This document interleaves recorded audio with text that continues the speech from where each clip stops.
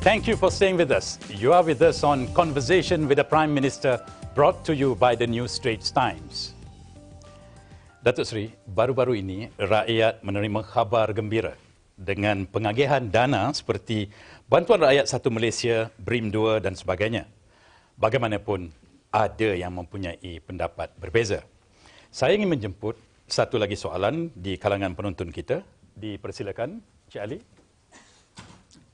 Assalamualaikum Datuk Seri, and a very good evening to you, sir. I'm Ali Kuti bin Mohammed from Kota Baru, Kelantan.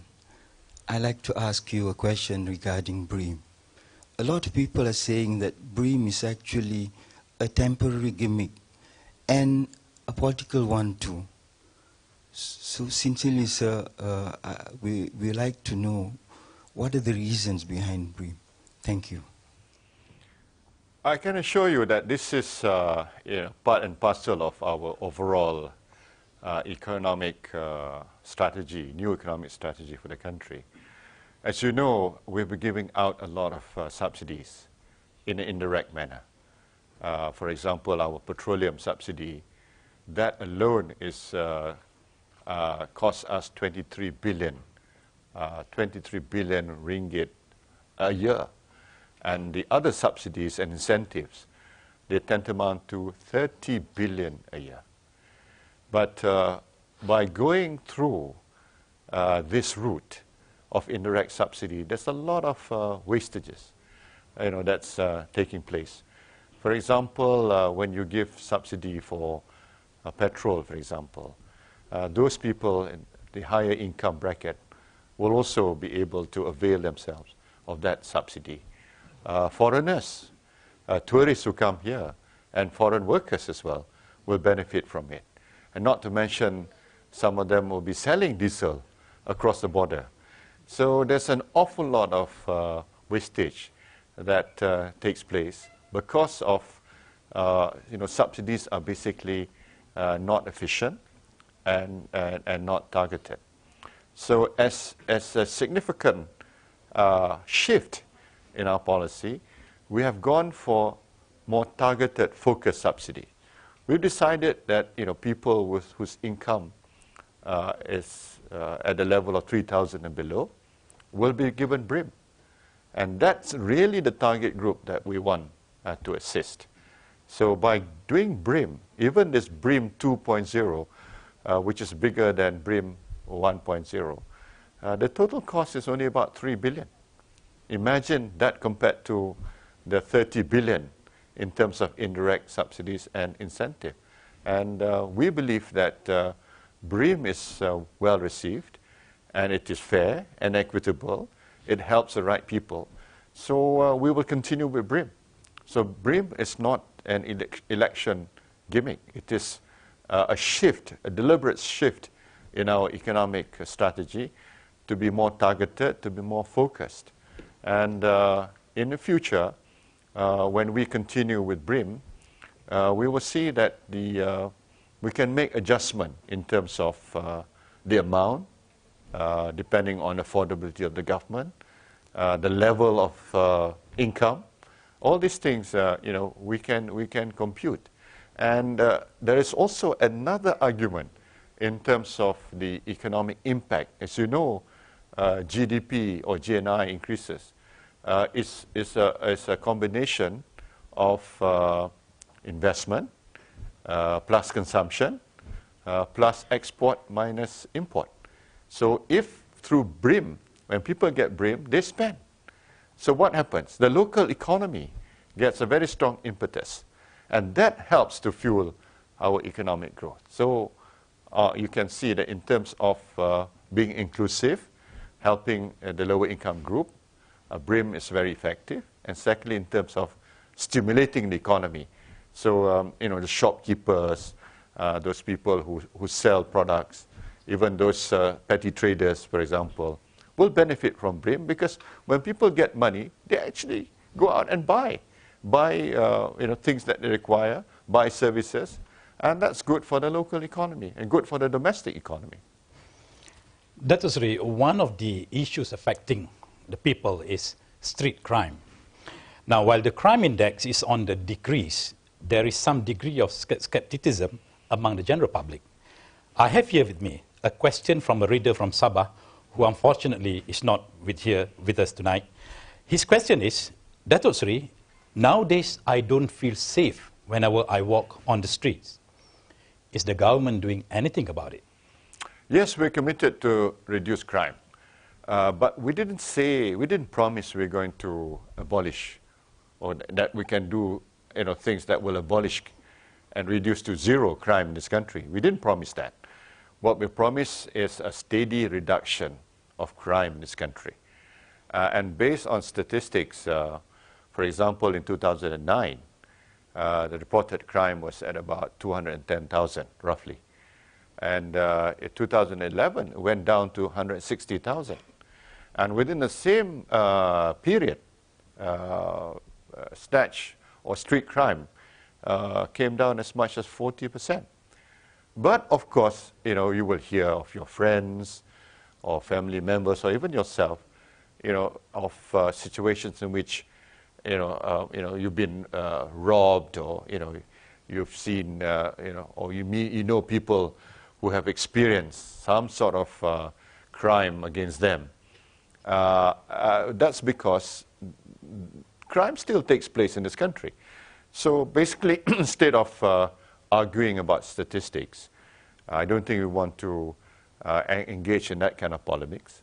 What we need to do is actually to work closely together with the government, with the police, with the law enforcement agencies, the private sector, local resident associations, for example, help out, to reduce crime. For example, under the budget 2013, the government gave out quite a bit of incentives so that people who invest in appliances and equipment to reduce crime, like CCTVs, for example, will be able to get income tax reduction or corporate tax reduction.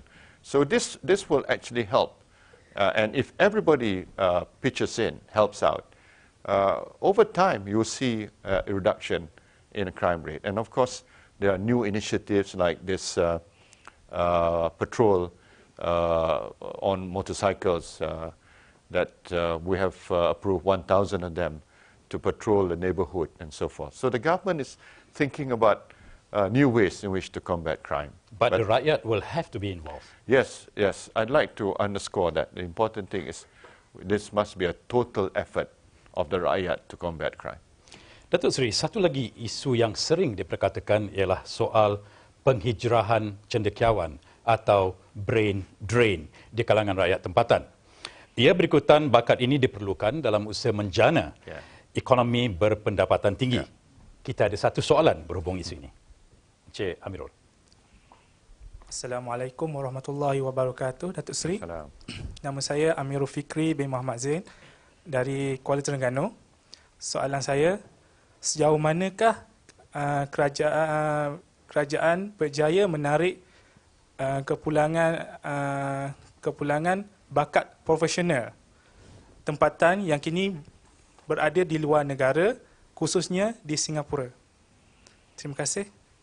Alhamdulillah, sejak kita melancarkan inisiatif ini, khususnya melalui Talent Corp, kita dapati bahawa dalam tempoh 2 tahun saja, antara tahun 2011 dan 2012, Malaysians yang berada di luar negara, jumlahnya ialah pulang balik 1,600.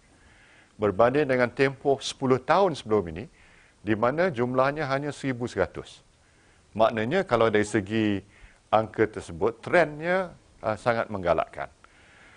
Kita perlu juga melakukan usaha seperti mewujudkan pekerjaan-pekerjaan yang memberi ganjaran yang lebih besar. Sebab kalau kita punya ganjaran tidak seimbang dengan gaji ataupun ganjaran di Singapura dan juga di peringkat global. Sebab talent ni, dia tidak terhad kepada sempadan, dalam sempadan. Dia tertarik kepada ataupun dia akan menjurus kepada negara di mana peluang dan pendapatan yang disediakan itu lebih lumayan.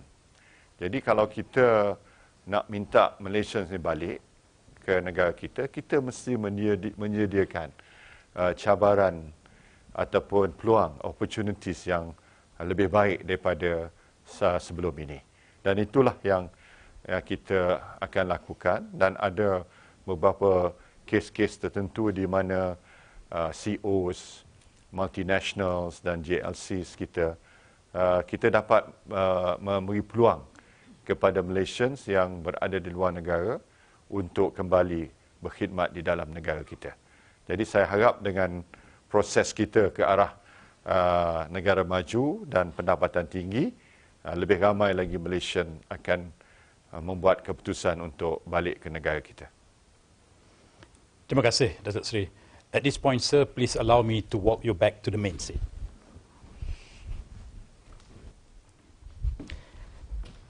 Datuk Seri, the response from NST readers towards this special program has been tremendous. We received a lot of questions. Now, the next question relates to the Indian community. We have a question from Mr. Muralia Rajaratnam of Kuala Lumpur, and his question is, what are your plans, sir, for the Indian community in terms of economy, social status, and leadership? We recognize the contributions of the Indian community. For example, they worked our estates and made Malaysia the #1 rubber producer in the world. They worked in our railways, in JKR, for example. So they have played their part in the development of Malaysia, and we must recognize that. And as you know, the estate community, the new generations, they want to leave the estates, and therefore we have to have a kind of a program that will manage this urbanization or this movement from the estate to the urban areas. So having recognized this, the government has undertaken quite a number of new initiatives. For example, more places for Indians in our universities. We announced a matriculation program for Indians, specifically for Indians, 1,500 places. There used to be about just 500. We increased by 1,000 more places. We've even, I just launched in Port Dickson last week, this program to give more places for Indians in our polytechnics, for example. Indians who otherwise would not be able to get diplomas and later on degree programs. We've given out microcredit, for example, for small businesses, micro enterprises, through Tekun, for example, through Amanah Ikhtiar Malaysia. We've given more money for Indian schools because the achievements of Indian students in Tamil schools must be increased so that they will be able to have better opportunities in the future. We have increased the allocation for Indians in terms of skill training. So we have done many things, and this has been recognized by the Indian community. And I use the Indian word nambike. Nambike in Tamil means having the confidence and trust. And if the Indian community gives us the confidence and trust, I'm sure we can do even more for the Indian community in the future. All right. Datuk Seri, I would like to ask you this final question before we wrap up. If the Barisan Nasional is given a strong mandate in the coming general election, what would be your focus, sir, in making Malaysia a better place to live, work, and do business? I like to use the word when, not if. Inshallah, when we get this fresh mandate from the Rakyat, I like to approach it with all the humility. I'm not taking things for granted at all. I'm not just saying that the people must and will, but I'm presenting a very compelling case to the Rakyat. I'm telling the Rakyat, look, we need a strong government, this country. We cannot afford to have instability. And instability will come from a weak government. And all the good things we have done, all the achievements that we have been able to deliver over 50 years can evaporate in a short period of time. And this is not a time to experiment. This is a time for us to put our faith in a government that has a solid track record, the government that has very clear plans for the future, and a government that has been able to deliver. We cannot gamble on opposition because they don't have a common platform. They have different ideologies and very, very diametrically opposite ideologies from one party to another. And of course, fundamentally, they're not even registered as a political party. You know, they're standing on 3 different platforms, 3 different symbols. And even the question of who should lead the party in the event that they're able to form a government is still open to a lot of uncertainty because they've not decided in terms of finality who is to be their leader. So my message to the people of Malaysia is that you know, we have a bright future. When you think of the rakyat and the nation, Datuk Seri, what comes to your mind and to your heart? I think about the future of Malaysia and the rakyat all the time. And as you know, I've put in my heart and soul to the job. And I've never worked so hard like I've done.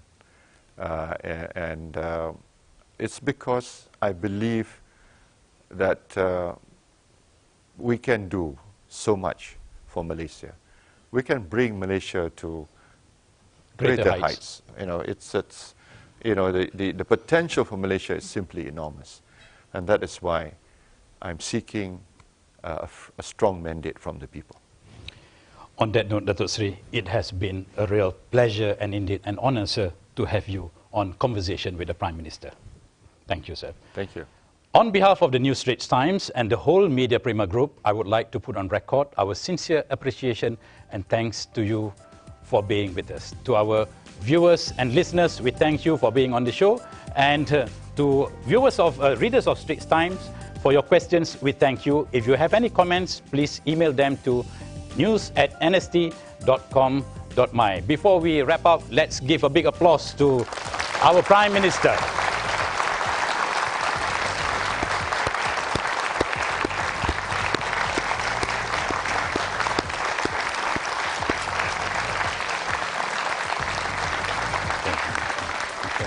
All right.